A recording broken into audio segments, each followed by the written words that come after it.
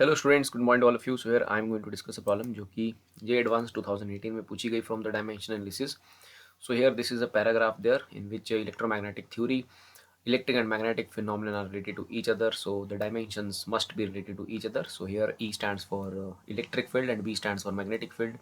Epsilon naught is permittivity and mu naught is basically permeability of the free space. L stands for length and T stands for time. So हमें यहाँ पर basically E और B के बीच में जो है रिलेशन लिखना है. As you have studied this, like E और B का रिलेशन है E is equal to C B. So here C stands for speed of light. तो यहाँ से हम रिलेट कर देंगे E और B को सिंपली.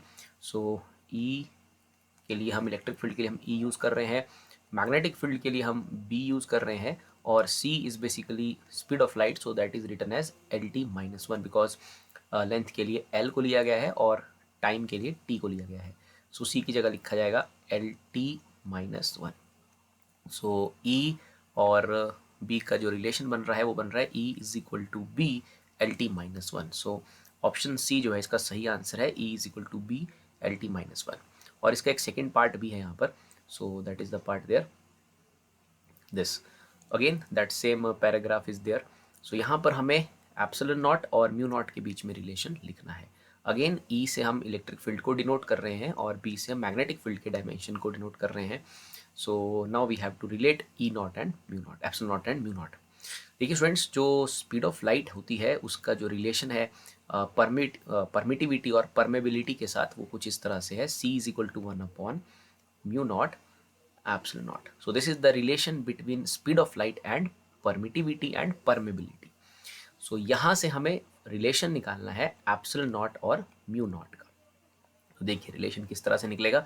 यहाँ लेफ्ट हैंड साइड में हर ऑप्शन में म्यू नॉट है, तो अगर मैं म्यू नॉट की वैल्यू देखता हूँ तो बन जाएगा C का स्क्वेयरिंग कर लेंगे, इट इज C स्क्वेयर, और यहाँ बन जाएगा mu naught epsilon not. So here from here mu naught का वैल्यू आ जाएगा 1/C square epsilon naught. And आसानी से हम इसे म्यू नॉट के लिए एक्सप्रेशन लिख सकते हैं.